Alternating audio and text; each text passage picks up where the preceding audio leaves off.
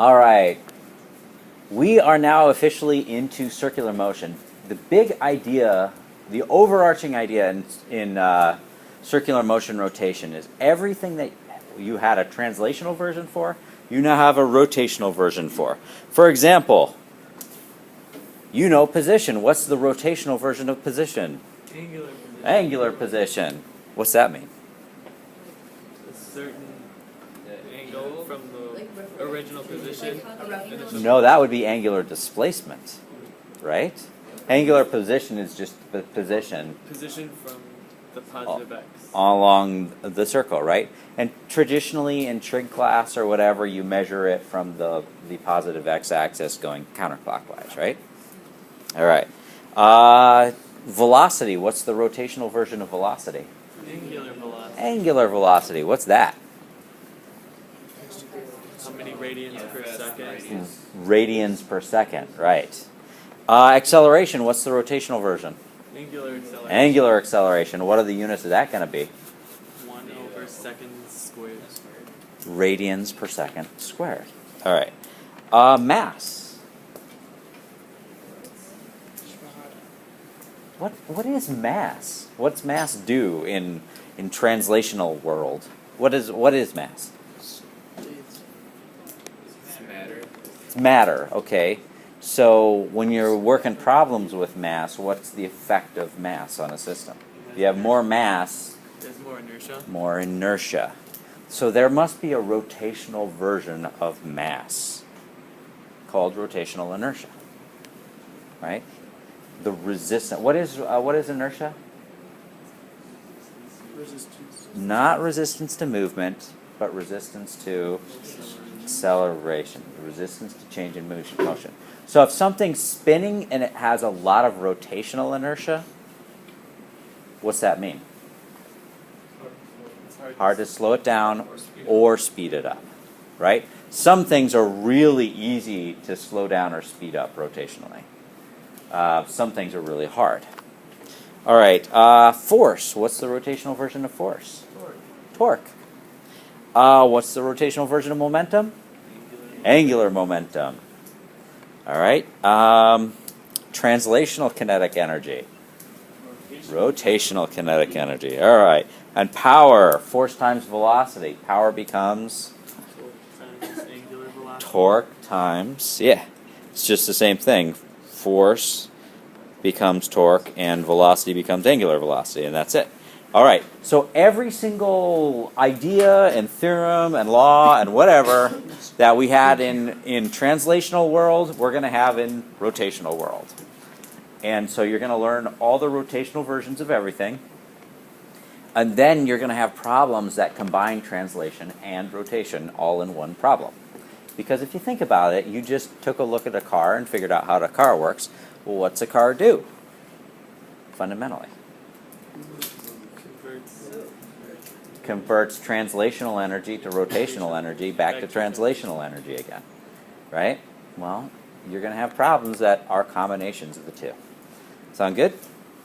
All right, so here we go. I think that's it for this page. All right. So laws and theorems you're going to see again. All of Newton's laws apply again. Work energy theorem, law of conservation of energy, impulse momentum theorem, law of conservation of momentum, all that. And because things get more complicated, there's going to be a few rotational specific things that are going to come into play. All right, so here we go. Let's go ahead and flip over to day 2. Angular kinematics. We started with translational kinematics. Here's the angular version. All right, translational version of position. Position is measured in meters. All right, what's rotational position measured in? Radians. Radians, all right, good. We could also do degrees, but most of this class will be done in radians. I think in AP Physics B you did a lot of degree stuff, right? Yeah. It was only degrees? Okay. So in here it's going to be radians because for a lot of the stuff radians just makes more sense. The equations are simpler. Displacement. What's the difference between position and displacement? Change in position, right. So in translation, if you go from 2 meters to 1 meters, you've got a displacement of -1 meters. In rotation, if you go from pi over 3 radians to pi over 4 radians, you've got a displacement of -pi over 12 radians. So it's the exact same idea, just with angle. All right. Next, velocity. Velocity of positive 2 meters per second. Over here on the angular side, you've got a velocity, an angular velocity omega of pi over 2 radians per second. Good? And the definition of velocity is dx over dt, or in rotational world, it's d theta over dt. And notice we're using Greek letter lowercase omega, which looks a lot like a cursive W. All right, so just be aware, that's not a W, that's an omega. All right, next up. Acceleration, same thing. Definition is dv over dt. And the angular version of acceleration is alpha. Greek letter alpha. Looks like a fish. And it's d omega over dt. And the units are radians per second squared. All right, keep going. If you're undergoing constant acceleration, there's some equations you can use that you have memorized, right? What's one of those equations? VIT, oh, wait, say that? VF equals VI plus AT. What's the angular version of that? The ends angular velocity equals. What's angular velocity letter? Oh, omega Omega. equals the initial omega plus the angular acceleration. What's the letter for angular acceleration? Alpha. So it's omega final equals omega initial plus alpha t. Right? So all you have to do for these equations is just substitute the Greek letters for the English letters. Good? All right, so here's a question. And what I want you to do is, rather than scrolling all the way to the end and see what the answer is, I'm just going to put it up on the board, take out a piece of paper, or flip over and to do it by hand. A motor causes a wheel to angularly accelerate at 500 RPMs per second. That's revolutions per minute per second. How many revolutions will it have turned after 1 minute, assuming it started at 1,000 RPM? Do you guys know what an RPM is? Okay, revolution per minute. Wait, what's the relationship between revolutions and radians? 2 pi radians. Yeah, it's 2 pi. All right. So by the way, to do this problem, you don't actually have to convert it into radians if you don't want to, because I give you the number in RPMs, and I want an answer in RPMs. So go ahead and do that now. Okay, getting back to it. The big trick here, of course, is 1 minute is 60 seconds. So the time is actually 60 seconds, not 1 minute. I actually converted everything into revolutions per second and revolutions per second squared. You don't have to do that. So I was in revolutions and seconds rather than revolutions and minutes. All that really matters is that you keep your units consistent. Yes? In the end, will you end up with revolutions per minute times second? Is that what times seconds? Is that what you get for the unit? No. I mean, your units is how many revolutions But in the end. like, you have RPMs in the first one, and then you have multiplied by time, which is seconds.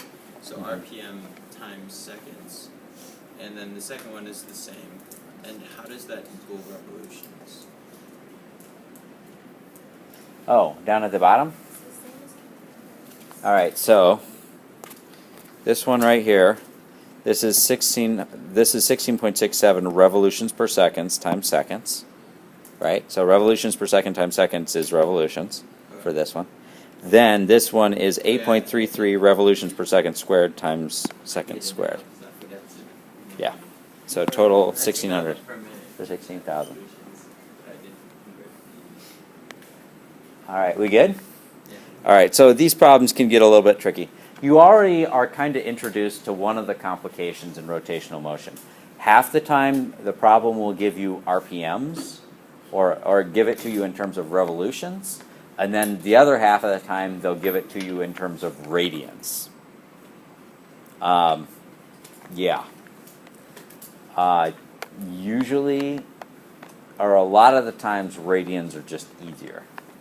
But just be aware that you could be asked to do it either way. All right. And here it is. Since 1 revolution is 2 pi radians, 1 RPM is 2 pi radians per minute, or pi over 30 radians per second. Whatever. That's a completely useless thing to memorize. I wouldn't. Period and frequency. You guys know these, right? What is a period? What's the word mean? The time required for 1 revolution. Time required. Okay, what's frequency? The number of revolutions it makes in a second. Revolutions per time. So period is time per revolution, and frequency is revolutions per time. So what's the relationship? They're in reverse. Flip them. Yep. Angular velocity, aka angular frequency, omega is 2 pi times the frequency. So 2 pi radians in a circle, right? And a circle is a complete revolution. So 2 pi times the frequency would be omega. All right? Or omega is 2 pi over period. All right? These two ones are definitely worth committing to memory, because you're going to get so confused with 2 pi's and f's and t's and omegas and a's and v's and whatnots in the problem. Just remember, omega is 2 pi over t, or omega equals 2 pi f. Memorize, memorize, memorize, and it will save you some time in problems, not having to rederive it every single time. Yes, and there's another source of confusion. When we write the units of omega, a lot of times you'll just be seeing it written as 1 over seconds. Why? Radians isn't really a unit. Yeah, because radians isn't really a unit. Radians is just an idea.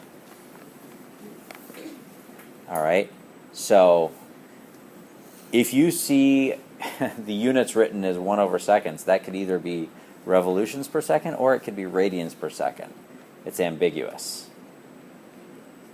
Hertz, for example.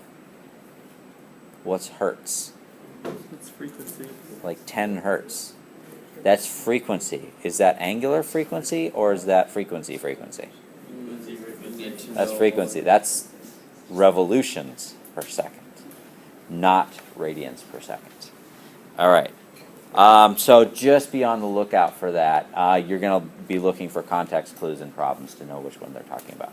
If you ever see hertz, it's complete revolutions per second, not radians per second.